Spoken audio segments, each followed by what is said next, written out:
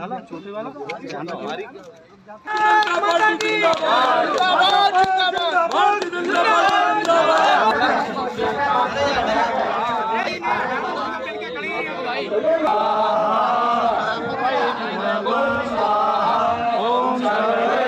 बंसल और उनकी पूरी टीम बड़ी माला के साथ पधारे। स्वागत अभिनंदन करे श्री नरेंद्र जी सिंह। मैं निवेदन करूंगा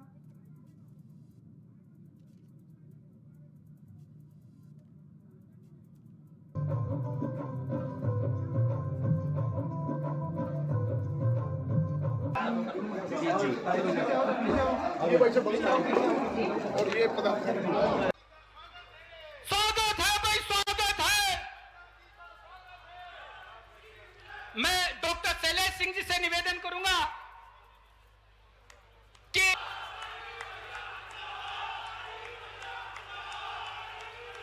दुनिया की सबसे बड़ी लोकतंत्र पार्टी के अगवा,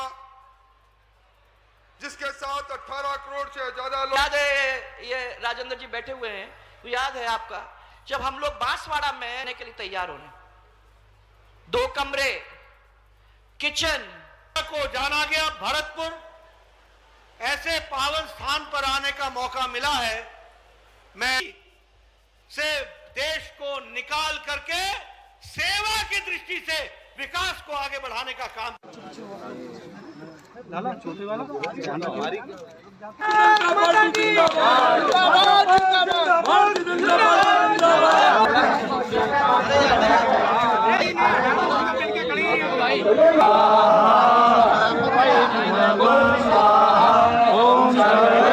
बंसल और उनकी पूरी टीम बड़ी माला के साथ पधारे। स्वागत अभिनंदन करे श्री नरेंद्र जी सिंह। मैं निवेदन करूंगा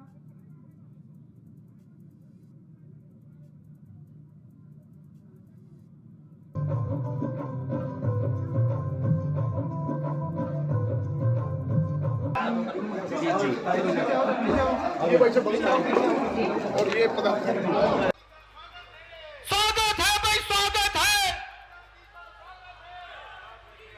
मैं डॉक्टर शैलेश सिंह जी से निवेदन करूंगा कि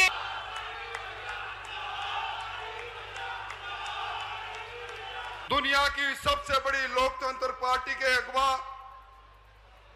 जिसके साथ 18 करोड़ से ज्यादा लोग, याद है ये राजेंद्र जी बैठे हुए हैं, तो याद है आपका जब हम लोग बांसवाड़ा में रहने के लिए तैयार होने, 2 कमरे, किचन को जाना गया भरतपुर, ऐसे पावन स्थान पर आने का मौका मिला है। मैं से देश को निकाल करके सेवा की दृष्टि से विकास को आगे बढ़ाने का काम। साला छोटे वाला हमारी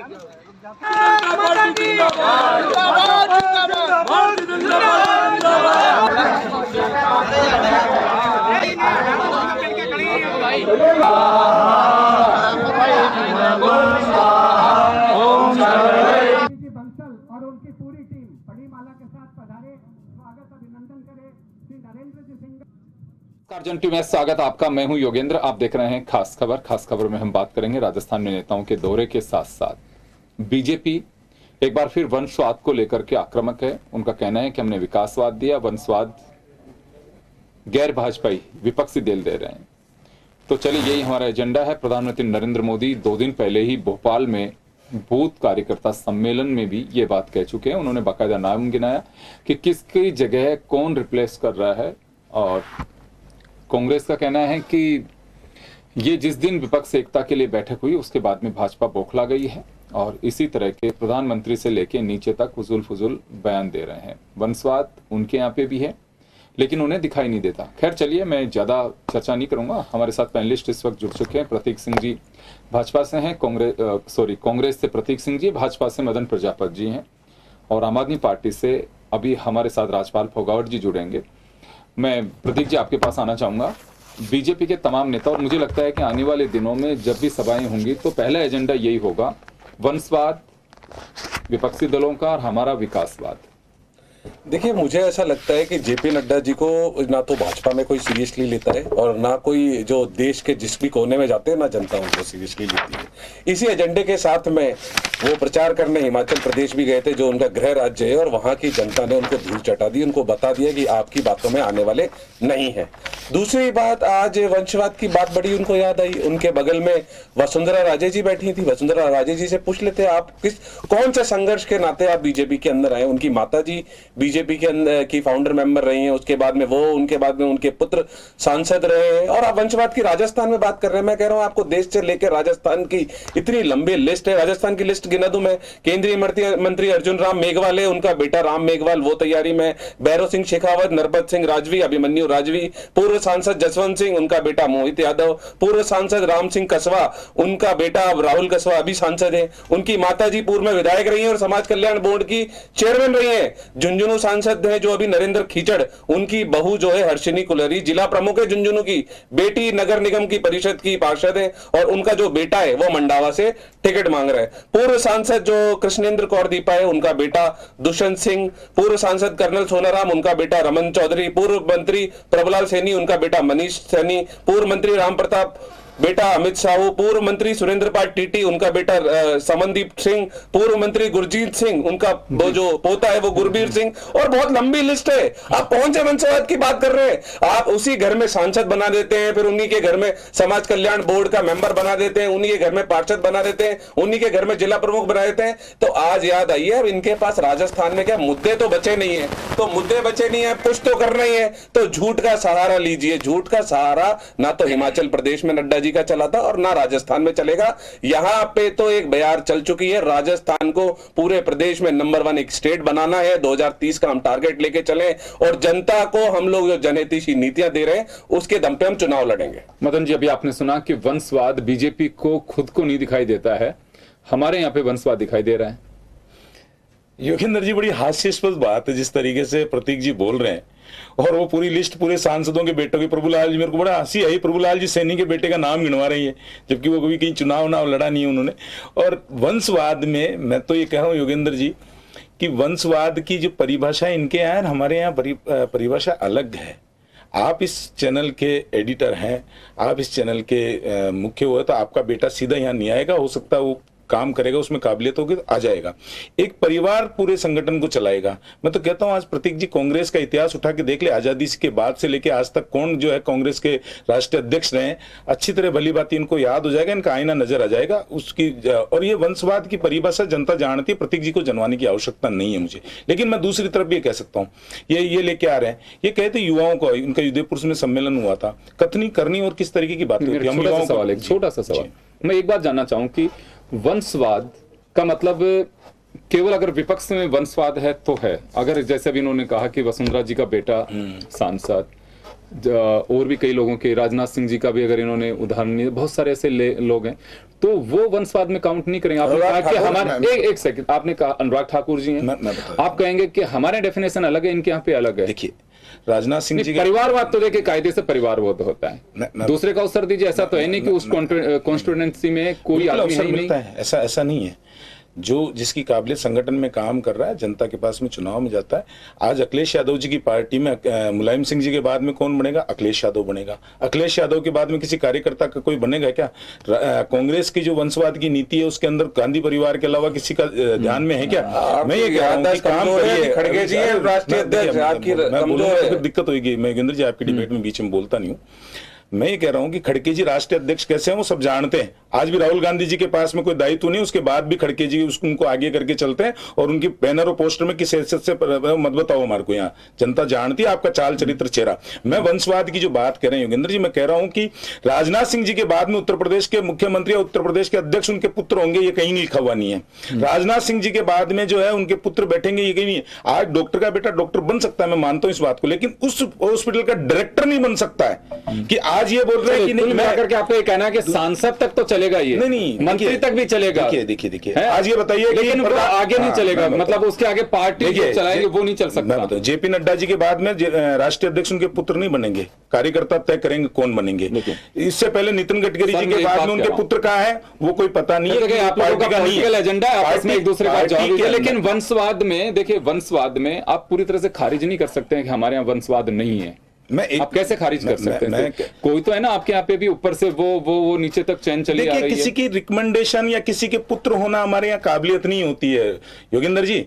यहाँ पे माननीय मुख्यमंत्री जी के पुत्र थे, उनको जोधपुर से चुनाव लड़ा दिया, वो हार गए, तो कुंटा देखिए मुख्यमंत्री जी की कैसी आती है।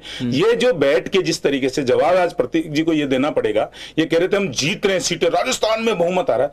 इनका खुद का सर्वे है, 70 सीटों पे चुनाव हार रहे हैं, 35 सीटों के ऊपर पिछले 3 चुनाव से ये अपना प्रत्याशी नहीं जिता पाए, और उन 35 में भी आप देखिएगा कि इनका प्रत्याशी कौन से नंबर पे रहा है, ये भी उसके अंदर दिया हुआ है। तो ये जीतने की बात, ये राजस्थान के अंदर वादा करके आए थे हम बिजली के दाम नहीं बढ़ाएंगे, बिजली के दाम बढ़ा दिए, 5.5 रुपए 2018 के अंदर बिजली के दाम थे, आज 11 रुपए से लेकर 19 रुपए जनता भुगत रही है। रात कैम कर रहे थे, बिजली फ्री देंगे। जून के अंदर बिल देखे थे क्या योगेंद्र जी, किस तरीके से बिल आए? बिजली की रेट 19 रुपए, 11 रुपए से लेकर 19 रुपए तक है, 11 रुपए 80 पैसे से। देखिए 11 रुपए भी और 19 रुपए सर, कोई अपने यहाँ पे राजस्थान में आप योगेंद्र जी मैं बताता हूँ, डोमेस्टिक के 11 रुपए 80 पैसे के लगभग प्रति यूनिट बिजली के बिल, अगर आप पूरा करेंगे आएगी, और 19 रुपए सर कैसे कहाँ से आ रही है बता दीजिए। बिजली कैलकुलेट करके देख लीजिए। मैं भी सर बिल भरता हूँ, 19 रुपए तक कहाँ से रेट, किसकी बात कर रहे हैं सर? अच्छा योगेंद्र जी आप ये बताइए, बिजली का बिल जून में आपकी भी आया होगा ना? आया ना। क्या स्थिति थी पिछली बार की, जो 100 यूनिट फ्री दे रहे थे, फ्यूल चार्ज इन्होंने ले लिए थे, वो कर रहे थे पिछले बिल में, आज अभी के बिल में कितना फर्क है? ये बात आपकी जायज है, मैं उस बात पे बोल रहा हूं, 19 रुपए सर 19 रुपए जो रेट डोमेस्टिक वो नहीं है सर, कॉमर्शियल लगा के देख लीजिए योगेंद्र जी। अगर आपकी मेरी बात झूठ साबित होगी तो मैं बिल्कुल पूर्ण चुनौती के साथ में कह रहा हूँ, आप बिल मंगवा लीजिए किसी भी कॉमर्शियल यूनिट का। मेरा तो ये रहा बिल खुद का, देख लीजिए, 11 रुपए कैलकुलेट करके देख लीजिए। मैं तो ये बता रहा हूँ, कैलकुलेट करके देख लीजिए। अगर 11 रुपए 70 पैसे से कम आ जाए, आप बता दीजिए कितनी आ रही है? क्या 2018 में ये वादा करके नहीं आए थे कि बिजली के दाम नहीं बढ़ाएंगे हम? ये वादा करके नहीं आए थे किसानों का कर्ज माफ होगा? आज किसानों का कर्ज तो माफ हुआ नहीं हुआ, लेकिन कर्ज के 2 बोझ के नीचे दब के किसान आत्महत्या जरूर कर रहा है। ये वादा करके आए थे बेरोजगारी भत्ता देंगे, बेरोजगारी भत्ता तो नहीं दिया, लेकिन युवाओं के पेपर इन्होंने खुद ने नीलाम कर दिया और छात्रों को आत्महत्या करने के लिए मजबूर कर दिया। ये वादा करके आए थे कि हम जो है सुशासन देंगे, गरीब कल्याण के लिए काम करेंगे। 4.5 साल तक माननीय मुख्यमंत्री जी कुंभकर्णीय नींद के अंदर सोते रहे और जाग के अब राहत कैंप लगा रहे। दिया क्या है? ये बोलते हम सिलेंडर दे रहे हैं फ्री। मैं तो ये कह रहा हूं कि 76 लाख परिवार रजिस्टर्ड थे, कितने परिवारों को सिलेंडर मिला? 14 लाख परिवारों का नाम लेते हैं, अरे वो तो रजिस्टर्ड थे ऑलरेडी, उनका कौन सा रजिस्ट्रेशन कराया इन्होंने? करना की आवश्यकता थी? हम देते हैं, हमने जनधन दिया है, हमने शौचालय दिए हैं, हमने जो है आवास दिया, और मैं गिनवा दूंगा आपके चैनल पे कि कितने राजस्थान को मिले। अगर आप समय दोगे तो मैं एक एक चीज बता दूंगा। हमने जो है 50,000 राजस्थान में 50,000 गांवों को जो है वो विद्युतीकरण पूर्ण तरीके से जो है किया है। हमने बिजली पहुंचाई है, आजादी के बाद भी इस राजस्थान में नहीं थी, हमने पहुंचाई है, माननीय प्रधानमंत्री जी ने पहुंचाई है। 4 साल तक आप उस सत्ता की जो है उसमें लड़ते रहो, आप ये झगड़े करते रहो, जनता भुगतती है। तो आप ये बताइए मुझे ये तो ये बताइए, आप जनता पे छोड़िए ना, आप अपना काम करिए, ये इनका काम कर रहे हैं। हमने तो जनता पे क्यों, हम तो जनता के साथ हैं। हमने जन आक्रोश यात्राएं निकाली, जनता ने 17 लाख कंप्लेनें दी, 65,000 हमने। अच्छा ये बताओ, ये बार बार, अच्छा ये बात बताइए, 17 लाख कंप्लेंट आप लोगों को मिली है, आप बता रहे हैं, उनका मतलब आप उसका करेंगे क्या? हमने माननीय मुख्यमंत्री जी को पहुंचाया है, जनसभाएं की है, इनके जाके घर के बाहर देखे आए, आंदोलन के थ्रू देखे आए। प्रजा जी एक मैं प्रतीक सिंह जी से भी सवाल होगा मेरा और आपसे भी है, क्योंकि आप लोग ये इकट्ठे करते हैं वो कागज मांगे जनता को कितना, मतलब मैं क्या कहूँ, सभी पार्टियां कभी कुछ उसका निस्तारण के बारे में को सोचता है कि हमें को ज्ञापन मिला था उसका क्या होगा? मैं इस वजह से सवाल कर रहा हूं कि आपकी गवर्नमेंट भी थी, उस वक्त की बात कर रहा हूं। वसुंधरा जी ने बहुत सारे ज्ञापन लिए थे, इनके भी मुख्यमंत्री जी जाते हैं, कोई मॉनिटरिंग सेल है उसकी कि हाँ इतने ज्ञापन मिले थे हजारों की संख्या में? और बिल्कुल मॉनिटरिंग सेल क्या होता है योगेंद्र जी? सर जन सुनवाई आपकी पार्टी के कार्यालय में और इनकी पार्टी के कार्यालय में होती है, उसकी भी मॉनिटरिंग नहीं है और उसमें काम नहीं होते लोगों के। 3-3 बार मैंने देखा हुआ है कि घूम के आकर के साहब आपने कलेक्टर के पास भेजा था, कलेक्टर ने 3 घंटे तक हमारे को बुलाया भी नहीं। मैं दोनों से ही कह रहा हूं, आपको अकेले को नहीं कह रहा हूं ये बात, आप अकेले पे मत लीजिए। सही है। तो आप लोग ये, मैं ये नहीं समझ पाता हूं कि हवा भर के उस डमरू को बजाना, उसको भोपू को बजाना तो शुरू कर देते, लेकिन आप ये तो देखें कि वास्तव में स्थितियां क्या होती हैं। ये तो आप अपोजिशन में होते हैं तो याद आती है, इनको भी याद आती है जब ये सुनिए, लेकिन वो गरीब जनता जो पिसती है इस उम्मीद के कार्य लेकर के कि मेरी शायद अर्जी का कोई ना कोई तो ध्यान कर लेगा, उस पर आप लोगों का ध्यान नहीं जाता कि वास्तव में इतने दूर दूर से लोग आते हैं, उस ज्ञापन को हम लेकर के रख लेते और बड़े खुश होते हैं नेताजी का, हाँ देखो हमें को ज्ञापन देने वाले भी मिले, यूसी के अंदर सौगात समझते हैं, कोई कार्रवाई होती है उस पर? देखिए योगेंद्र जी, आपने बहुत अच्छी चीज बोली कि जन सुनवाई होती थी। माननीय वसुंधरा जी के राज में हमारे भारतीय जनता पार्टी कार्यालय के अंदर मंत्री बैठा करते थे और वो जनता की बात में जनता की सुनवाई करते थे। यहाँ भी जो प्रभारी मंत्री बनाए गए कांग्रेस में बनाए गए। हमने सोचा था विकास होगा, प्रभारी मंत्री बनाया तो, लेकिन स्थिति आप देखिए, प्रभारी मंत्री जयपुर के कहते हैं कि 6 विधायक कांग्रेस के होते हैं, तो उसकी वजह से नहीं, मैं बता रहा हूं ना, 6 विधायक कांग्रेस के होते हैं और 2 मंत्री होने से राजस्थान जो जयपुर है वो विकास से दूर हो गया। आप ये देखिए, कांग्रेस का मंत्री कह रहा है कि कांग्रेस के विधायक होने से, कांग्रेस के मंत्री होने से जयपुर विकास से दूर हो गया। जवाब दिलाऊं, आप ये स्थिति देखिए, जवाब दिलाऊं, क्योंकि देखिए आपने मेरी बात का जवाब दिया नहीं है। खैर, आपकी अपनी लिमिटेशंस हैं, शायद प्रतीक जी की भी होंगी। और मैं तो ये बताना चाहूंगा कि मैं नाम नहीं लेना चाहूंगा, एक मुख्यमंत्री जी के दौरे की बड़ी रोचक बात है कि उदयपुर संभाग का दौरा और बंडल मिले, कहां पे मालूम है? नाले में, जो ज्ञापन दिए थे। तो मुझे लगता है बड़ी पीड़ा होती है उन लोगों को जो उम्मीद की किरण लेकर के चलते हैं कि काम, मैं ये नहीं कहता कि हर काम हर व्यक्ति का हो, को जरूर नहीं कि वो जायज काम ही लेके जा रहा हो। हर आदमी का अपना एक टेंशन होती है, उसका अपना एक फ्रस्ट्रेशन होता है, उसका अपना एक एजेंडा होता है। बिल्कुल कोई बाध्यता भी नहीं, सरकार हर काम को हर व्यक्ति के कर दे।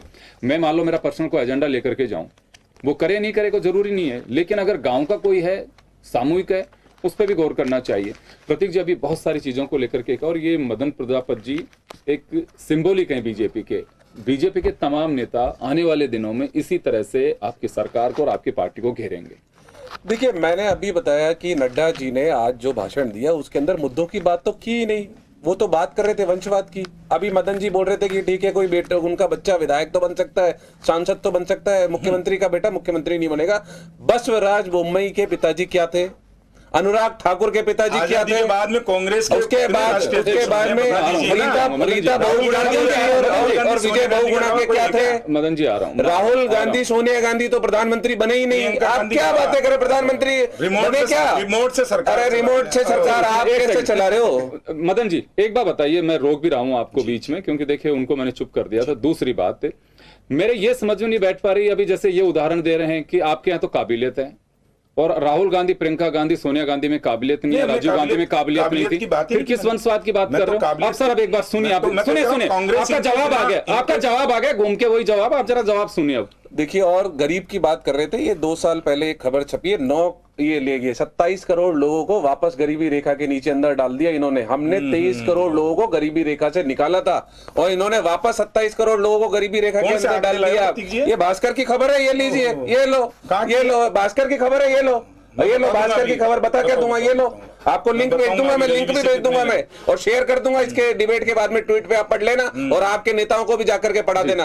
और अभी आपकी, जी बिल्कुल, और अभी जब बात कर रहे थे कि ज्ञापन मिलते हैं, तो मुख्यमंत्री जी पिछले दिनों एक महंगाई राहत कैंप में गए थे, वहां पे उनको एक व्यक्ति मिला। उस व्यक्ति ने अपनी पीड़ा बताई और बताया कि उनको दांत की प्रॉब्लम है और उनके पास में पैसे नहीं है।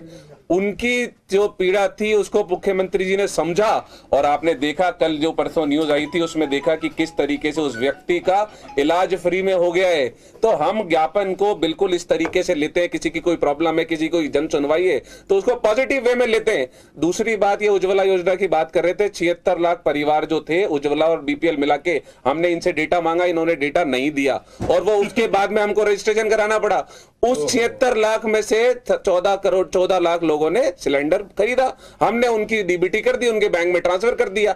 अब अगला महीना आएगा, ज्यादा, अभी तक 58 लाख लोगों ने तकरीबन अभी तक रजिस्ट्रेशन कराया है, पूरा डेटा देने में तैयार ही नहीं है। प्रतीक जी एक सवाल है, आपने कहा कि इन्होंने डेटा उपलब्ध नहीं कराया, बेनिफिशरीज की तो सारा रिकॉर्ड आप लोगों के पास में भी है? नहीं, उज्ज्वला पहले तो ये उज्ज्वला योजना और आई नहीं, तो सारा रिकॉर्ड होना चाहिए।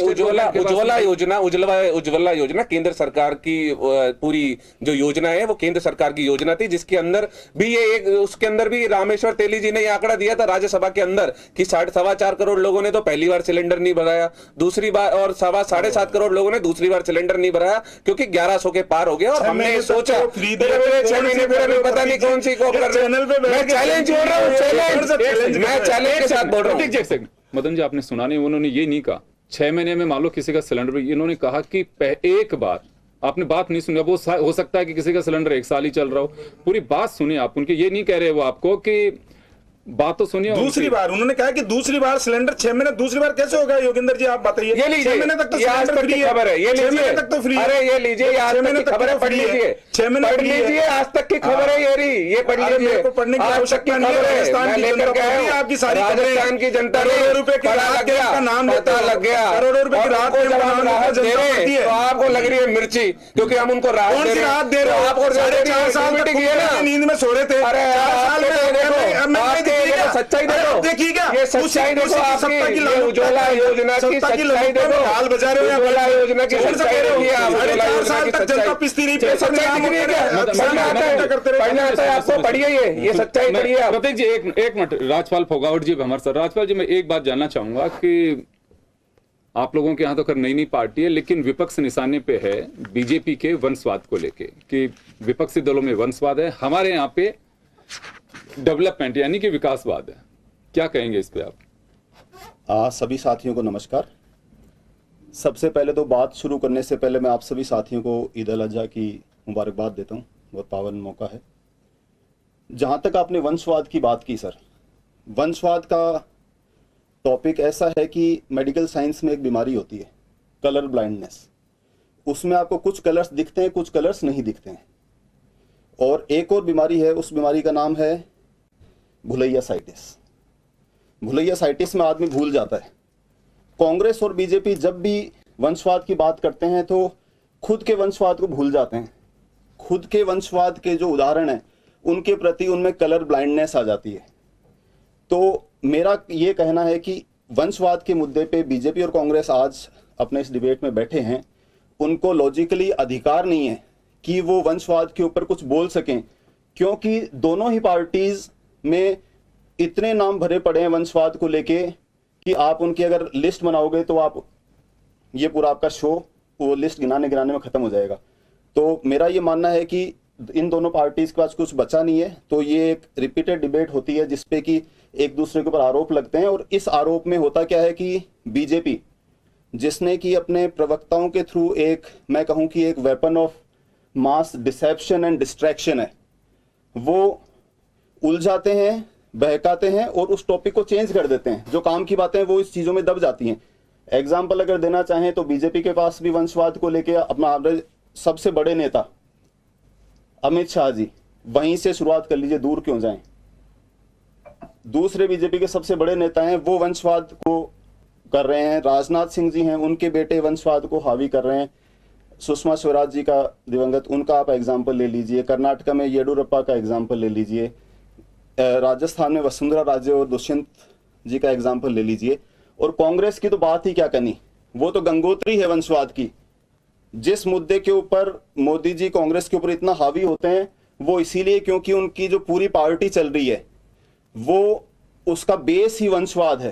पूरी लिस्ट आप निकाल लीजिए, पूरी वंशवाद के ऊपर पार्टी चल रही है। आज गांधी परिवार को हटा दिया जाए तो आप बताइए कांग्रेस के अंदर कोई आइडियोलॉजिकल या उन्होंने कोई ऐसा काम किया? तो लास्ट में सर मैं ये कहना चाहूंगा कि हमारे शहाब जाफरी जी का शेर है कि तू इधर उधर की बात न कर गालिब, तू ये बता कि ये क्यों लूटा। तो बीजेपी और कांग्रेस दोनों ने जो हमारे देश में अच्छे नेता हो सकते थे, जो होनहार युवा हो सकते थे, जो पॉलिटिक्स में अच्छा परफॉर्म करते थे, उनके भविष्य को लूटकर अपने जानने पहचानने वालों को भाई भतीजावाद के तहत उन्हें आगे बढ़ाकर लेकिन नुकसान करने का काम ये किया है। बताइए कि कुछ उदाहरण को छोड़ दें तो ऐसा क्यों लग रहा है आपको कि बीजेपी हो चाहे कांग्रेस हो या दूसरी पार्टियों, उसमें होनहार लोग आए हैं? जो सरकारें यूं चल रही हैं अभी तक। सर होनहार लोग आए लेकिन उसमें स्कोप था, क्योंकि बहुत सारे, मैं आपको एग्जांपल देता हूं आम आदमी पार्टी का। आम आदमी पार्टी में 33 वर्षीय राघव चड्ढा को राज्यसभा का मेंबर बनाया जाता है। किस आधार पे? क्योंकि उनमें वो काबिलियत है, उनमें मुद्दों की समझ है, वो जनता के बीच गए हैं, उनको समझे हैं। हमारे 42 वर्षीय संदीप पाठक जी पार्टी के मेन, अरविंद केजरीवाल जी का मेन संगठन के जो पदाधिकारी हैं, वो उन्हें पार्टी ने इतना बड़ा पद दिया है। अगर वो बीजेपी कांग्रेस में चलते तो बीजेपी कांग्रेस में रह के इस तरीके के युवा कभी भी आगे नहीं बढ़ सकते थे। भारत में पहले भी ऐसे युवा होते आए, लेकिन वो वंशवाद की दोनों तरफ। खैर चलिए, हाँ। आप मुझे बताइए कि युवा नेतृत्व से शुरू किया आप, चलिए इन्हीं के पार्टी के राष्ट्रीय अध्यक्ष को ले लीजिए। कब से उन्होंने राजनीति शुरू, युवा मोर्चा, एबीपी, युवा मोर्चा, वहां से लेकर के आज राष्ट्रीय अध्यक्ष तक बने हैं। कोई उनके घर में कोई ऐसा वो नहीं है। मैं जेपी नड्डा की बात कर रहा हूँ। ठीक है। आप खड़गे की बात कर लीजिए। खड़गे कब से हैं मालूम है? यूथ कांग्रेस के जमाने से हैं खड़गे भी। कितने लोग ऐसे पार्टियों के अंदर होंगे कि जो, मैं सिर्फ ये सवाल इस वजह से कर रहा हूँ, आपकी पार्टी अभी नई नई बनी है। आपने कहा कि राघव चड्ढा को मौका दिया हमने, मिस्टर मिश्रा को मौका दिया, बहुत अच्छी बात है, देना चाहिए। लेकिन टोटली अगर खारिज करें कि इनकी पार्टियों में नेता जो रहे हैं यूं देखें तो कभी नरेंद्र मोदी ने भी युवा काल से अपना कार्यक्रम शुरू किया, उन्होंने बाकायदा जो भी बीजेपी की आइडियोलॉजी जो रूट लाइन है वहां से काम शुरू किया है। तो केवल हम ये कह सकते हैं कुछ उदाहरणों को लेकर के, चाहे बीजेपी बोले, चाहे कांग्रेस बोले और चाहे आप बोले कि बिल्कुल साहब वंशवाद के अलावा कुछ हुआ ही नहीं, तो ऐसा नहीं है। ये केवल आप सही कह रहे हैं, ये ब्लाइंडनेस की बात हो सकती है कि केवल कुछ चीजों के अलावा कुछ दिखता ही नहीं है। देश का डेवलपमेंट बहुत अच्छे से रहा है, आज तक हो रहा है, इसमें बहुत सारे लोगों की भागीदारी है, केवल एक चेहरे की नहीं होती है। और कितने लोग हैं कि जिन्होंने अपने जीवन के महत्वपूर्ण दिनों से राजनीति को सींचा होगा, जब जाके उनको अवसर मिला है। तो केवल एक ही कह देना कि आम आदमी पार्टी के अलावा कोई ऐसा अवसर नहीं देता, मैं इसे खारिज करता हूं। इस बात पे सर मैं ये आपको कहना चाहूंगा कि ये बात सिर्फ वंशवाद से ही विकास रुक गया, ऐसी बात नहीं है। अगर वंशवाद नहीं होता तो आप सोचिए, जो मैंने दो आपको एग्जाम्पल दिए, अगर वंशवाद होता आम आदमी पार्टी में तो क्या ऐसे लोग कभी राजनीति में इतने आगे आ पाते? सर और ये मुद्दा भी दो पारी खेल रही है, तो पता कैसे लगेगा कि वंशवाद? मैं बताता हूं सर, आम आदमी पार्टी ने डिक्लेयर किया है कि एक ही परिवार से किन्हीं भी दो सदस्य को, रूल बनाया है, किसी भी दो सदस्यों को एक ही परिवार के उन्हें टिकट नहीं दी जाएगी, उन्हें पार्टी में महत्वपूर्ण स्थान नहीं दिया जाएगा। आज क्या कांग्रेस और बीजेपी में ये हिम्मत है इस टाइप का पार्टी में आंतरिक अनाउंसमेंट करने का कि हम एक ही परिवार से दो लोगों को टिकट या पार्टी में महत्वपूर्ण पद नहीं देंगे? अगर ये है तो आप मुझे बताइए। चलिए, मैं बस इसी मुद्दे पे एक ही सवाल होगा, आपने अच्छा सवाल किया है मदन जी। मैं 30 सेकंड में चाहूंगा, क्या कांग्रेस वगैरह के मन चक्र नहीं, आपसे अपनी बात कहिएगा केवल। आप ये बताइए कि क्या वास्तव में वंशवाद की बात करते हैं? वंशवाद का मतलब वंशवाद, जो अभी आम आदमी पार्टी के प्रवक्ता ने कहा कि हमारे यहाँ पे नियम है कि एक ही परिवार से दूसरा व्यक्ति पार्टी के कार्यकर्ता के नाम काम कर सकता है, लेकिन किसी पद पे नहीं रहेगा, ना कोई चुनाव लड़ेगा। क्या वास्तव में बीजेपी में है वैसा? दो तरीके की राजनीति चलती है इनके यहाँ, दो तरीके के कानून होते हैं इनके यहाँ। कार्यकर्ता के लिए कानून अलग होता है और परिवार के लिए कानून अलग होता है। तो वो यही उदाहरण बता रहा हूँ ना। इन्होंने कहा है कि हमने राघव चड्ढा को दिया, मैं तो कह रहा हूँ कुमार विश्वास कहाँ है, योगेंद्र यादव कहाँ है, किरण बेदी कहाँ है? जवाब नहीं है ये। मैं आपको कट कर दूंगा, अगर आप जेल सकते हैं तो सिर्फ अपनी बात कहिए। नहीं, सुने गलत बात। अरे सर, मेरा टाइमर आपके बोलने के मेरे को वो नहीं, अगर आप 30 सेकंड में अपनी बात कह सकते तो आप बोल दीजिए, मैं वो नहीं कहूंगा। दूंगा ना मैं। नहीं, आप शब्द बोलो। आप राघव चड्ढा के उसकी बात छोड़े, आप तो अपनी बात करिए कि क्या वंशवाद में आपकी पार्टी भी इस ओर जाना चाहती है, तो वो बता दीजिए। मैं तो नहीं जाएगी। हमारे यहाँ पे जेपी नड्डा जी के बाद में राष्ट्रीय अध्यक्ष कौन होगा, ये जो है कार्यकर्ता तय करेंगे, वो प्रतीक जी आप अपनी बात कह दीजिए। देखिए, परिवारवाद से बड़ा होता है व्यक्तिवाद। आप देखिए, जब से आम आदमी पार्टी बनी है, राष्ट्रीय संयोजक अरविंद केजरीवाल ही है, उसके अलावा कोई बनने को तैयार नहीं है। और अपने परिवार के लिए कितना किया उन्होंने कि 45 करोड़ रुपए का आलीशान बंगला बना लिया। तो परिवारवाद इसे ही तो कहते हैं। और परिवारवाद का विरोध कर रहे हैं तो वो उन लोगों के पास क्या करने गए थे अरविंद केजरीवाल अभी थोड़े दिन पहले बिहार में मीटिंग करने के लिए, और उनसे अपील क्यों कर रहे हैं कि आइए हमारा साथ दीजिए, ये करिए। अगर आपको खुले मन से अगर आपको कोई चीज करनी है तो खुले मन से कीजिए। और आपका जब परिवार आएगा, जब पता लगेगा कि परिवारवाद किसे कहते हैं। समय का अभाव है, मैं रोकना चाहूंगा तमाम अतिथियों को, बहुत महत्वपूर्ण मुद्दा है। खैर, अपना अपना एजेंडा है। परिवारवाद की डेफिनेशन आप अपनी तरह से कर सकते हैं, आप भी कर सकते हैं। लेकिन एक चीज, सॉरी सर, समय नहीं है, लेकिन वंशवाद होता है कायदे से। तो अगर वास्तव में एक परिवार का व्यक्ति दूसरे चुनाव पे भी लड़ता है और उसको महत्वपूर्ण मौका मिलता है, तो ये नहीं हो सकता कि वो हायर लेवल की बिल्डिंग है वो रूल्स को तोड़ सकती है, छोटे लेवल की बिल्डिंग है ये नहीं तोड़ सकती। रूल सबके लिए एक जैसे होने चाहिए। कायदा तभी है कि जब मेरे यहाँ से मैं वंशवाद को खत्म करूं या उस पर कोई गौर नहीं करूं और दूसरे का वंशवाद दिखाई दे और अपना नहीं दिखाई दे, सही करें, कलर ब्लाइंडनेस है फिर वो। बहुत बहुत शुक्रिया आप सभी का, और खास खबर में इतना ही। दीजिए इजाजत, नमस्कार।